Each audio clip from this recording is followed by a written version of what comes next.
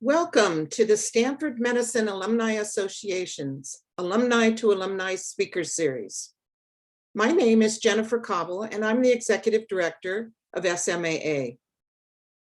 This series features accomplished graduates of the Stanford School of Medicine as they share their knowledge and experience in a variety of healthcare, research, startup, and private sector settings. With these presentations, we hope that you'll gain a better understanding of the diversity, innovation, dedication, and impact of the many alumni who represent the Stanford medicine community as leaders in both medicine and the biosciences. Before we begin, I'd like to remind you all that your microphones and visual profiles have been set to listen-only mode. Only the speaker and moderator will be on your shared video screen. We will answer questions at the end of the presentation, but you can submit questions anytime by using the Q&A feature at the bottom of your screen. Given our large audience, I regret that we can't always answer all the questions in the time that we have allotted, but we will do our best to cover as many of the topics as we can. Now I'm pleased to begin our session, COVID-19 Genetics, Pandemic Research in Real Time, with Dr. Jeffrey Pollard and Dr. Anjali Shastri of 23andMe. Dr. Jeffrey Pollard is a double board certified surgeon with a BS in health psychology from Duke and MD from Vanderbilt. He completed his head and neck surgery residency at Stanford in 2006 and a facial and plastic and reconstructive surgery fellowship at Tulane University. Dr. Pollard is currently the Director of Medical Affairs at 23andMe and is primarily responsible for maintaining the clinical integrity of the company's direct-to-consumer genetics products and services. He has over a decade of hands-on clinical experience, including funding a multi-center medical practice and serving as a regional educator for the pharmaceutical company Allergan. Dr. Anjali Shastri has more than 10 years of experience advancing biomedical research programs and policy in industry, academia, and government. Currently, as a senior program manager at 23andMe, she manages research projects and collaborations with academic and industry partners to further genomics research and to improve the products and services 23andMe provides its customers. She previously served as a policy advisor in the Office of Global Health Diplomacy at the U.S. Department of State. She has also worked at the U.S. Department of Health and Human Services Office of Global Affairs. Dr. Shastri received her PhD in immunology in 2013 from the Stanford University School of Medicine and her bachelor's degree from the University of California at Berkeley. To start us off today, please welcome Dr. Anjali Shastri. Thanks so much, Jennifer, for the introduction. Hi, everybody. My name is Anjali, as Jennifer mentioned, and I work as a research program manager at 23andMe. Delighted to be here with Jeff and with all of you. So when most people hear about 23andMe, they typically think about genetic genealogy, and they're familiar with the results that we provide to customers about where their ancestors are from. What's less well known is that we conduct research, and we have one of the world's largest recontactable research cohorts. As a result of this, we're able to conduct research at an unprecedented scale and in real time. And today I'll share with you how we were able to quickly mobilize our consented research participants during the COVID-19 pandemic in order to make important scientific discoveries and to try to contribute to our collective understanding of the disease.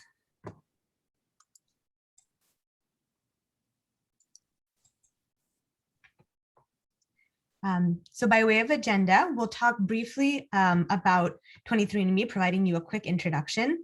Then we'll dive into a little bit of background on 23andMe's research program.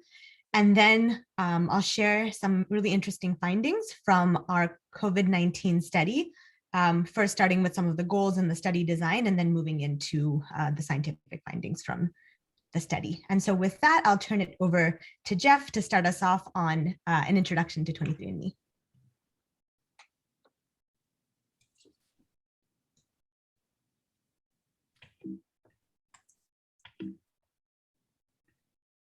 Thank you, Anjali. Thank you, Jennifer, and the Stanford Medical Alumni Association for inviting us to present. It's definitely our honor to be here speaking with you all today.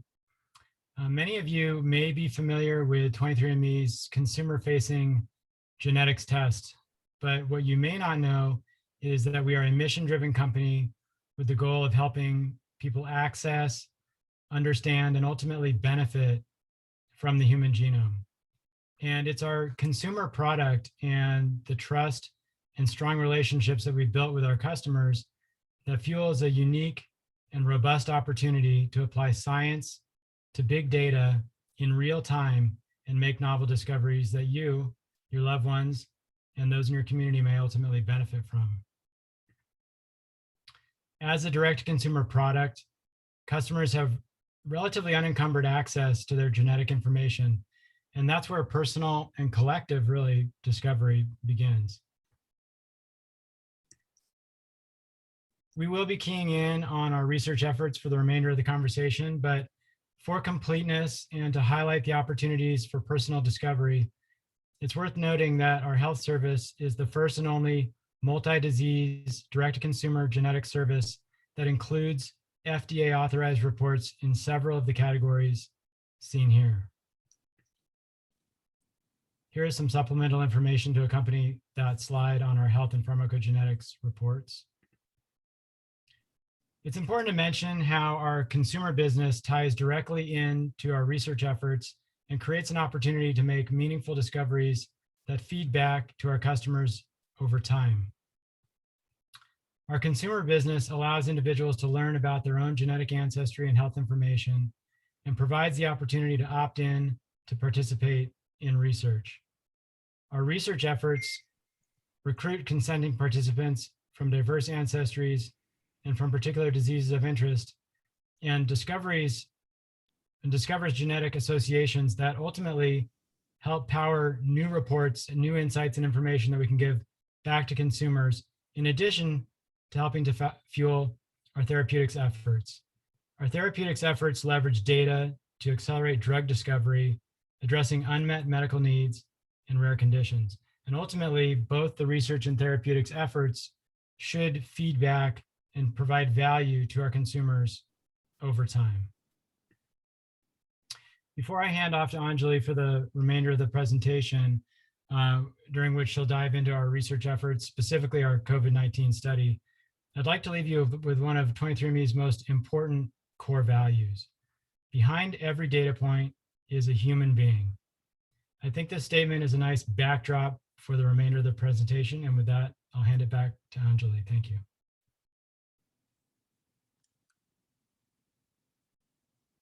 Thanks so much, Jeff. So with that, let me provide you with a brief introduction of 23andMe research. So when customers join 23andMe, they have the opportunity to contribute to research. Customers make an informed decision as to whether to contribute their data to research by consenting to participate and actively opting in. Customers can choose whether or not to opt in and do not give up any part of our customer experience by choosing to become 23andMe research participants. Notably, approximately 80% of our customers consent to participate in research. This participation can be ceased at any time.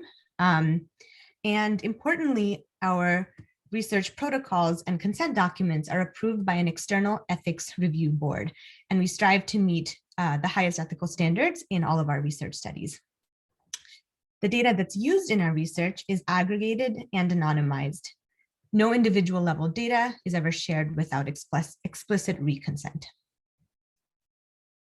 Of note, since our research program has been active for the past 10 years, we've published more than 180 research papers in scientific journals.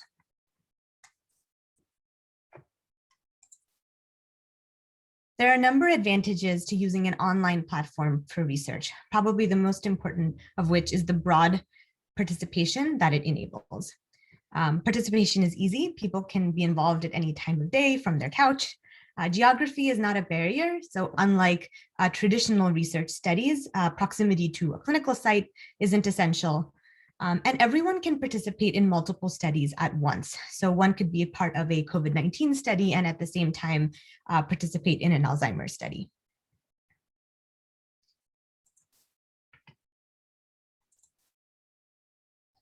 Jeff touched upon this a bit, but I wanted to highlight that the 23andMe research cohort really enables discovery. And so on the right here, you can see that as part of our consumer business, we have about more than 10 million customers who have been genotyped. Approximately 80% of these opt into and consent to participate in research, and they complete online surveys. So daily, we have approximately 30,000 surveys completed. This data, then this phenotypic data, which is provided through the surveys, along with people's genotype data, is then analyzed to provide and generate new insights. These insights can be used for drug discovery and also for novel consumer products, which can then be returned back to the customer in a really powerful feed-forward cycle. Our scale enables real-time genetics health research. As those of you who are familiar with genetics research know, one of the most essential pieces is sample size in order to really achieve the power that's necessary to identify genetic associations and understand what might be the genetic factors that underlie a particular disease or condition. And so you'll note here on the left, we have more than 1 million individuals who have provided us information about their level of cholesterol and other common conditions such as type 2 diabetes and type 1 diabetes. Additionally, you can see individuals have provided us with information on a range of neurological conditions, as well as very rare diseases like idiopathic pulmonary fibrosis, for instance. So the size of these cohorts enables us to do research, genetics research in real time. And on the right, there's a little bit of a preview where you'll note that for our COVID-19 research study, we were able to recruit more than 1 million research participants to contribute to this study. And within 6 months of kicking off the study, we're actually able to publish results. And today I'll tell you a little bit more about those results. Okay, so with that, let's dive into the 23andMe COVID-19 study. Oops. So why did we choose to study COVID-19?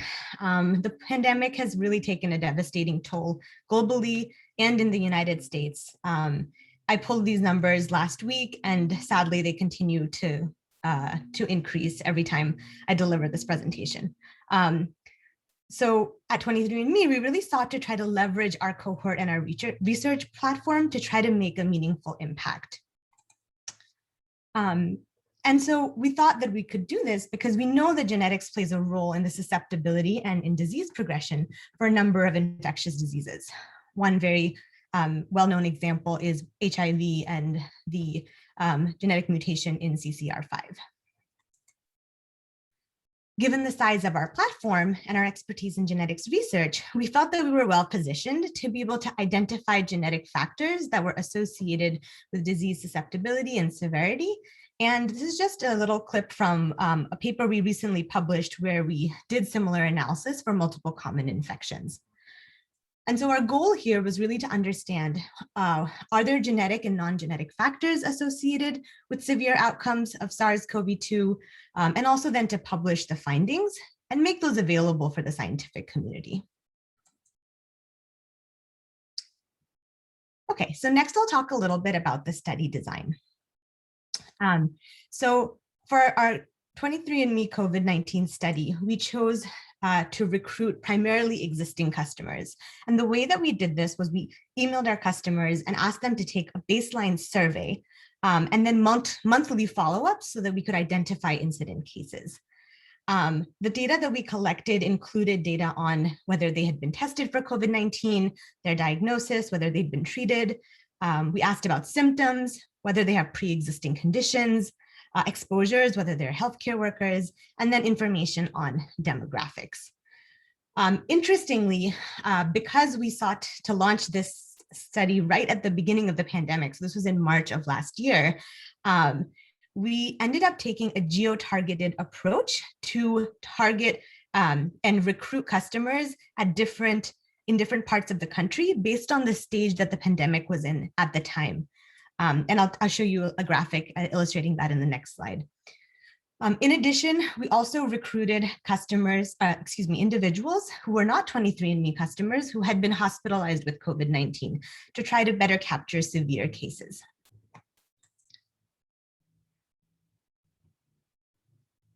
Sorry, going in the wrong direction. Give me 1 second. Okay, so this is a pictorial depiction of our geo-targeted study recruitment strategy. And so across the bottom, you see a timeline extending from April to July. And so depending on where ICU bed usage was the highest, we targeted email sends to those locations and recruited study participants to take the survey at that time.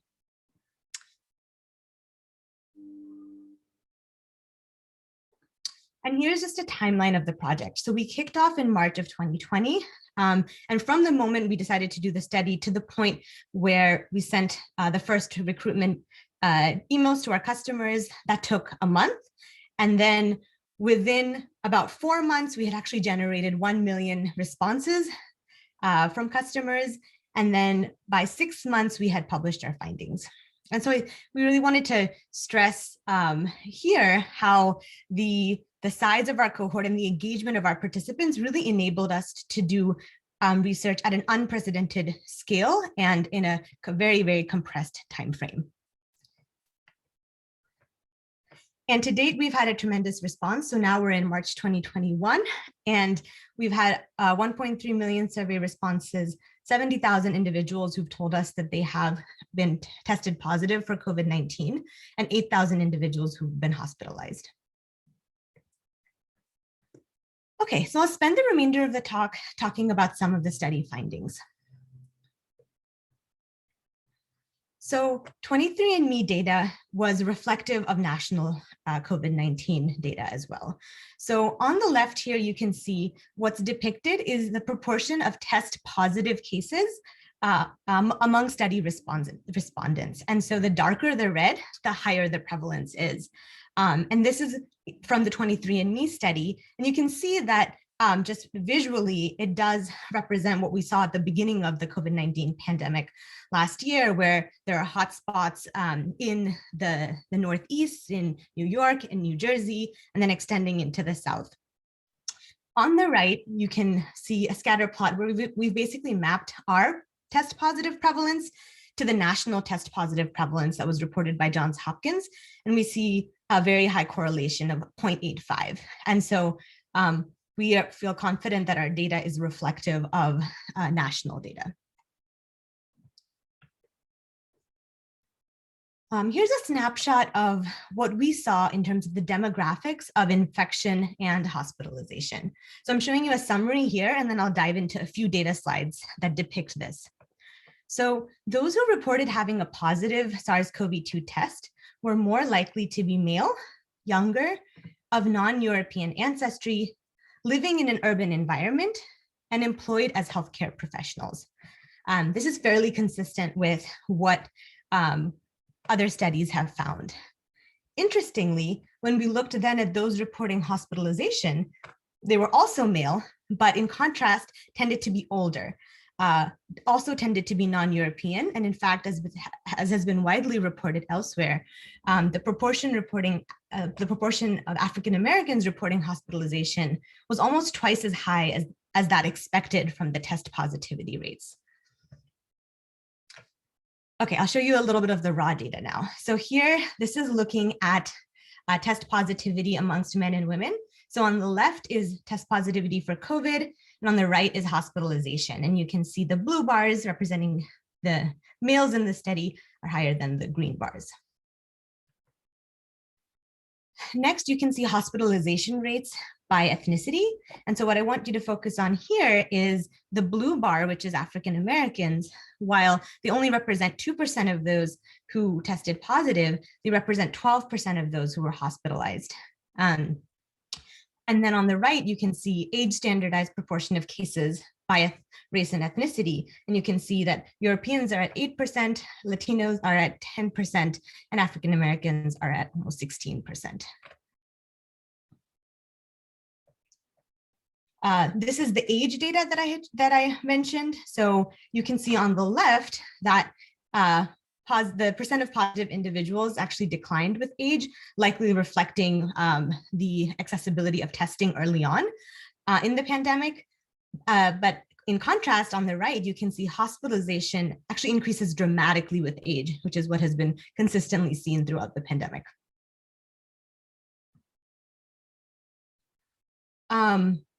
Additionally, we saw that the risk of hospitalization increased with underlying conditions. So the most striking of these was type 2 diabetes, where the percent of respondents citing reporting hospitalization by pre-existing condition was the highest, so 20%. And then after that, you can see data for fatty liver disease, hypertension, and obesity. So all of these underlying conditions increased risk of hospitalization in our study. So one of the things that we were really excited about being able to do was to actually put all these factors together and develop a model to predict likelihood of hospitalization. And so on the left, you can see a diagram that as you go down and the bars move over to the right, that increases the odds ratio, which basically means that it is more likely to predict hospitalization. And so what really stood out to us was that according to this model, African-American COVID-19 cases were 83% more likely to be hospitalized. Of the underlying conditions, actually high BMI was the highest predictor of hospitalization, and behind BMI, being African-American actually posed the second highest risk. Okay, so with that, I'll transition over to some of the genetic factors that we were able to identify. So in order to identify genetic factors that might influence one's risk of developing COVID and then developing severe COVID, we conducted what are called genome-wide association studies, where we basically survey the entire genome to look for places, in particular locations in our genome that are associated with a particular outcome. And in this case, we looked both at infection, as demonstrated by test positive status, as well as severity. And we had a few different ways in which we measured severity. And these analyses, importantly, were done in European populations, but also amongst our Black and African-American participants and amongst our Latinx participants. And this is one of the few studies to date that's been done in all of those populations. So we had two interesting findings. The first was a correlation with blood type. So when we looked at individuals who were tested positive for COVID versus those who didn't, we identified an association in the ABO gene implicating a role for blood type. We actually identified this in all populations, and it's actually consistent with several studies that have been published since. And in fact, diving deeper into some of the self-reported data that people provided to us, we found after doing analysis, the blood type O is protective, and actually for the general population provided about 9 to 18% protection when compared to the other blood types. The second interesting genetic finding was a novel region on chromosome 3. And this is a region that we identified that had it's a gene-rich region that has several genes that are implicated in the immune response to infection, and also has a gene that is important for viral entry. And again, this was identified in all populations, and actually there have been a few studies published since that have recapitulated this result. And so in conclusion, we found two genetic associations associated with COVID-19 infections.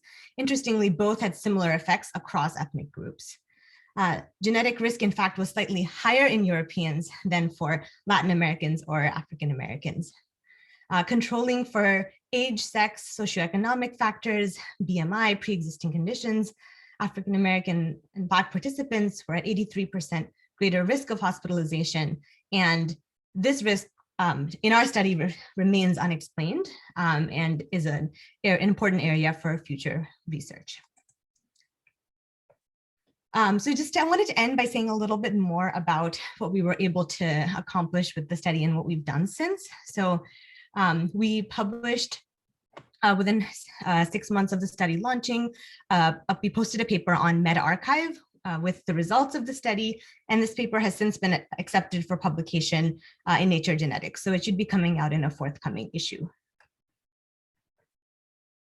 We've also, in wanting to meet one of our initial goals of making this data available to the scientific community, we have shared aggregate de-identified data with a number of qualified researchers internationally, and that data has contributed to a number of meta-analyses where people have taken the data from our cohort and combined that with the data from their cohort. And this has resulted in a number of papers, including a paper that just came out in Nature back in December. And then finally, I mentioned that feed-forward cycle where we conduct research and then use the findings to provide interesting insights to the public and to our participants. And one of the things we were able to do was, in collaboration with our product team, create a COVID-19 severity calculator. And basically, it's an interactive feature that's available to the public. And what it allows you to do is to enter in different inputs: age, sex, ancestry, weight, exercise frequency, underlying health conditions, and it calculates how severe COVID-19 was among 23andMe's research participants who have those attributes. And so we're really excited to be able to give back in this way using the results of the study. Okay, I will end there. And with that, I want to thank the whole 23andMe COVID-19 study team, our customers and the consented research participants who made the study possible, and then finally, all of you for your time. Thank you very much. Super, thank you, Anjali and Jeff. We're going to bring you back on screen and provide for tell everybody that the question and answer section is section is open.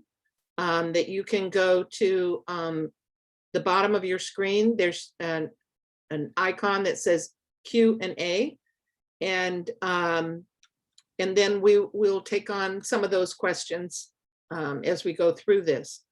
And I will try to make sure that we cover most of the topics. Okay, thank you. Anjali, one of the questions was within the study group, did it include anyone who died during the study, or was it only survivors? Yeah, I'm glad you asked that question. It only included survivors, and that's in part a function of our research platform, where we rely on the information that's provided to us through online surveys.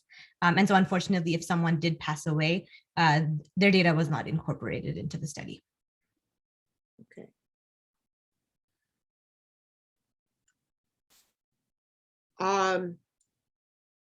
For the risk factors, when you talked towards the end of your presentation about the fact that you shared with their customers about risk factors in terms of their profile and the information that they gave you, and then how that compares to the rest. I know there's been a lot of controversy in the past around people who are checking to see if they have a genetic factor that makes them more susceptible to, let's say, breast cancer or other diseases. And so what are some of the cautions that you provide to your customers when you are talking to them about something that may frighten them to think that they have a higher chance of being hospitalized or something like that? How do you mitigate that and work with your customers, and also work with agencies that may ask 23andMe to be responsible about health conclusions around health? Yeah, that's a fantastic question.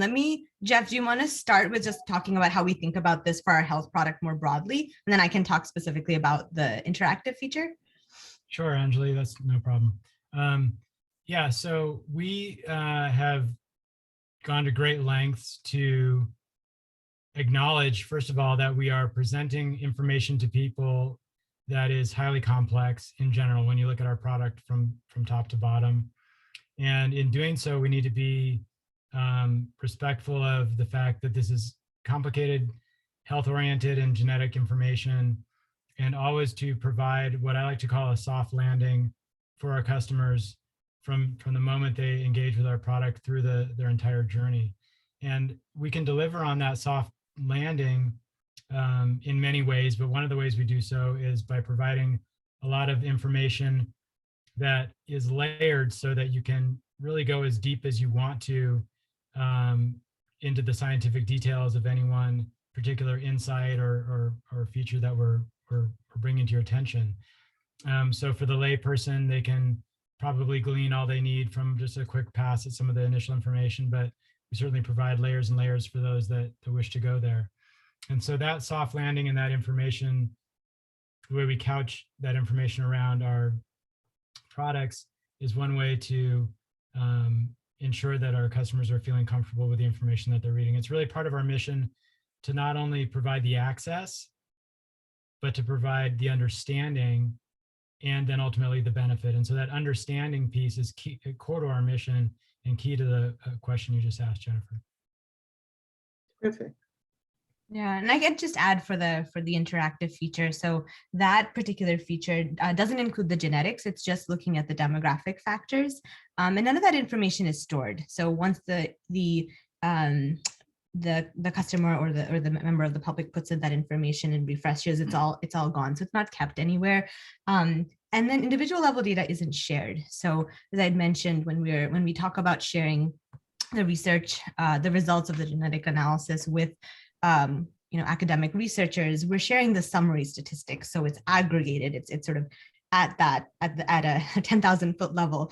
And it is also, this might be getting into too many details, but we only share the top 10,000 hits that we get. And so it's really, we have several mechanisms in place to make sure that the data is really de-identified, aggregated, and it can't be traced back to a particular individual. Okay. Has 23andMe looked at any genetic similarities in the so-called COVID long haulers? Also glad you asked that question. As you know, the NIH just recently put out a notice of funding for that topic. It's a really timely area of research. It's something that we're considering. So one of the things we're thinking about is whether it would be possible for us to try to do a similar analysis as was done for COVID-19 disease severity, and this time look at whether there are genetic factors that might underlie why someone has very long-term symptoms, whereas someone else might just recover and then be totally fine. And then also, are there non-genetic factors that are associated with it? Are there, as we saw in this case of severity, are there certain underlying conditions that make it more likely that a person will develop long-term symptoms? So it's definitely something we're considering. Okay. And with all this information that you have, we have 2 or 3 questions here about the impact on different populations and whether you have dialogue with either US government agencies or the FDA or the CDC. Do you share that, or do they normally see that only through your publications, or what is the relationship that you have with those kinds of organizations? And the question was CDC. What was the other organization that you mentioned? Well, they mentioned the FDA or any US government advisory groups about these results. Yeah. How did they know that this research has uncovered some of this? Yeah, so to date, it's through our publications, and that's part of why we've focused our efforts to just really rapidly conduct the analysis and put it out for public consumption. So we have, as I mentioned in September, we put out the publication in medRxiv shared the aggregate data with the other large consortiums. And so when their data is published and the news articles are published about that, our data is included there, and we will have a peer-reviewed publication coming out next month. We don't, to my knowledge, have any direct ties to those groups. Jeff, is there any context in which we sort of interface directly with the CDC? Certainly not that I'm aware of in the research realm. Sorry, am I good to go? Yeah, certainly not in the research realm that I'm aware of. We have obviously built a solid relationship with the FDA in terms of what we're able to provide as information from a genetics product standpoint to our consumers. And we have a quality management system through which we would report any incidents found as a result of that product offering, but that doesn't really relate to the research. Yeah, and we put out information on blog posts. We did a bunch of stories with like local affiliates, and then also at newspapers at the national level when our results initially came out. So we sort of tried to take a broad brush approach at getting the results of the study disseminated. And I think one thing to note is that what we found is highly consistent with several of the other studies, including some of the research that's come out of the CDC. Okay, so that answers part of the question about we have here about is your 80% people who volunteered representative, and it sounds like they are a fairly representative national sample that they correlate with other studies.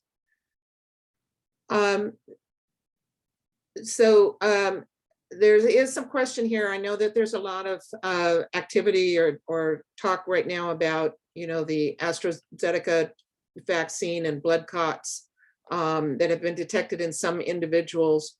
And there was a question about whether or not you have seen any of this information or that you would tie it to the ABO gene that you identified as one factor. Yeah, so, our survey predated the vaccines, and so we don't have any questions currently where we ask individuals about what vaccine they received. And so it's a good question. I think it's the kind of thing that we would be well positioned to, the kind of question we could be well positioned to answer, but it's not something that we've collected data on to date. And there was a specific question, are there any plans in the future to study looking at vaccine effectiveness or the differences on vaccines? It's definitely something that the study group has talked about. I think one of the challenges, as this audience will be aware of, is that you require a fairly large sample size in order to do any of these analyses. Often the sort of the reactions to different types of vaccines, the percentage of individuals who exhibit those symptoms tend to be quite low. And so you'd need a really large sample size in order to be able to even sort of start to dissect those things. And so it's definitely something that's on our radar, but it's a really challenging topic to study. So your research obviously identified some vulnerabilities in certain ethnic groups, and you did track to geographies, but are there ways that you can account for environmental aspects that go beyond their genetic profile, such as income or zip codes or access to healthcare or those kinds of things that can help you analyze the data? Or is that information that, are you just looking at the genomic aspects of these individuals and the correlations? Yeah, that's a fantastic question. And so I would say we're just starting to scratch the surface of that. So the person who asked the question is right that we use genetics. We were also able to look at a subset of non-genetic factors. So for instance, the information that I shared, or the statistic that I shared, that Black participants were at an 83% greater risk of hospitalization, that number was derived after controlling for things like age, sex, SES, and BMI and other pre-existing conditions. But that being said, there's a lot of other factors that we haven't looked into. So for instance, I think the person who asked the question mentioned access to healthcare. So that's something where, as we know, it's correlated with SES, but it's an independent variable. And that's something that we currently don't have the data to look into, but would be really interested in studying. Also, just the interaction with the healthcare system. So, we know that non-European individuals, and particularly there's been reports of members of the Black community have a really different relationship with their healthcare providers and often don't feel listened to. When you look at mortality rates, you see that those are much lower for Black women, for instance, when you look at maternal mortality, even when you control for factors. So I would say there's a whole host of other factors that are likely at play that we have just scratched the surface on. And it's an area that we're really interested in working on and possibly collaborating with other institutions to try to study. All right. So this is a technical question that I have no idea what I'm asking. So you might want to as well explain it to the audience as you answered. Do you have methylation information on patients' genomes, and is that available to the public? So I'm not quite sure how that relates, but maybe you can explain. Yeah, so methylation is one way in which gene expression is modulated, right? And so it's like genetic information. It's another type of information that we could use to sort of layer onto the analysis and try to understand if there's additional factors that are determining severity. Hopefully I summarized that okay. So unfortunately, we don't have that data on this group of participants, but it's a really interesting question. It would be something that would be cool to be able to study. And another that gets more specific in some jargon here is, were there any specific observations regarding Bradleykinin with regard to respiratory complications or patients that were on ACE inhibitors? Do you have that kind of information that whether or not a patient is on a certain kind of medicine and how that might be another correlating factor? Jeff, you can jump in here. I'm pretty sure we ended up not asking medication information in order to keep the scope of the study sort of limited and allow us to just sort of like really nimbly get out sort of the most I would say like sort of pick the low hanging fruit. But do you know, Jeff, if that's the kind of information that we might have independent of our COVID-19 survey? Sure. We do generally collect, as part of our phenotypic data gathering on consented research participants for our broad product experience and research experience, we do collect medication information. I know that you can maybe jog my memory too on this, Anjali, that earlier on we knew that there were a lot of questions around that topic of ACE inhibitor, and I think that we did do a carve out to sort of look and explore whether or not that was something whether or not that was a feasible thing to look at early on, and ultimately it wasn't included in the final study. I don't remember the details of how it parsed out with our early analysis, but we did discuss that certainly. Yeah, it's something we discussed. It's not something that made it into the final analysis, but it's a great question. Thank you for asking it. Okay, you talked a little bit about the genome that was associated with some of our body's control of immunity. And the question is, do you have any plans to do a deeper dive in the area of genome that controls immunity and ID susceptibility or resistance? Would further analysis help us open doors to biologicals? Yeah, yes, I think that's to answer the first part of the question.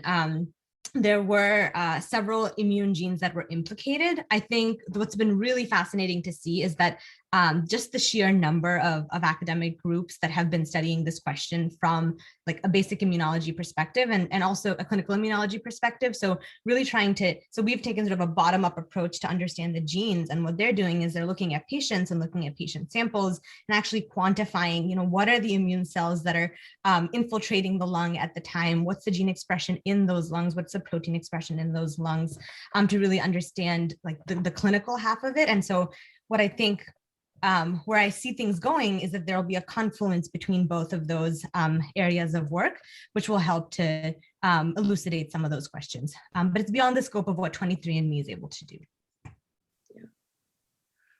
I do think, many people are probably surprised in this presentation. I mean, they think of 23andMe or they or some of the other people who are in the marketplace as being more, an interesting factor about your genetic profile, but really to understand how much research that you are doing and how accessible it is to get information quickly and to get a large database so that it you can really draw some conclusions to some commonalities.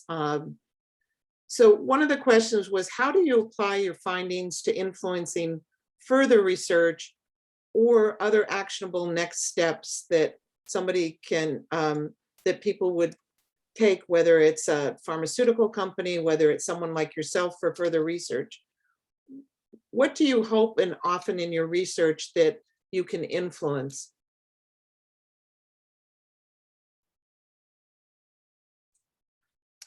I can start, and then maybe Jeff, you could chime in as well.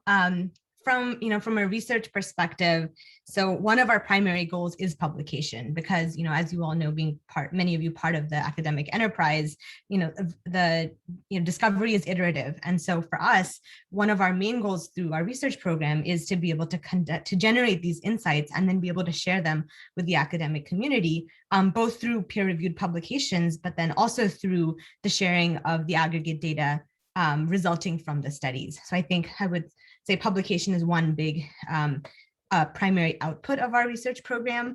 Our research program also then fuels our therapeutics program, which Jeff mentioned at the beginning of the talk.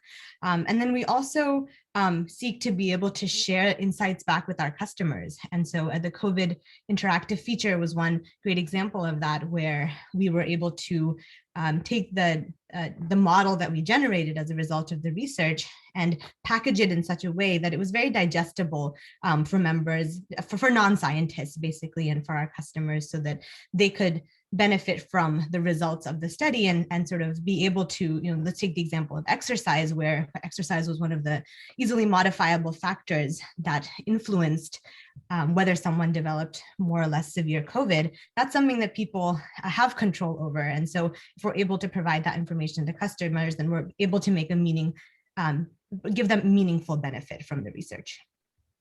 Or is there anything you would want to add, Jeff? No, just double down on the customer element.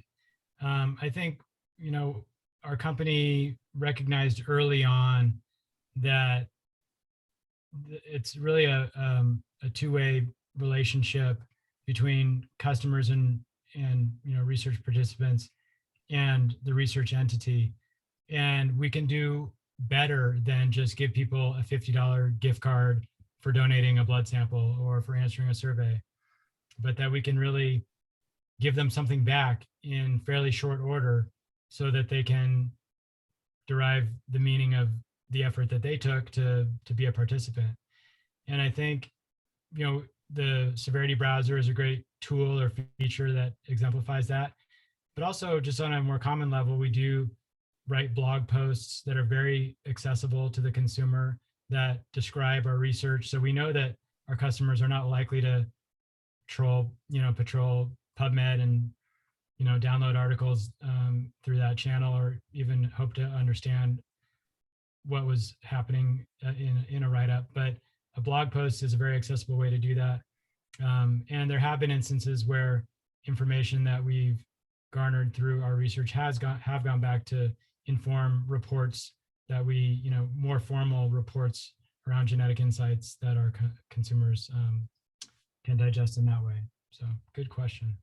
Yeah, that's great because we obviously have some people in our audience here who are asking things about, would the Nature Genetics publication provide the detail about your research, or they're reading some of these publications that you mentioned in your presentation, but the average person is probably not, or doesn't know where to search for that kind of information. And to make it very accessible to them and understandable, I think is a great service. And it also helps on situations like this, although, many people talk about genetics being beneficial for rare diseases and so forth. Here's something that has affected, the whole world at the same time, that the pandemic, and finding information that people feel is reliable or informs them is a great service.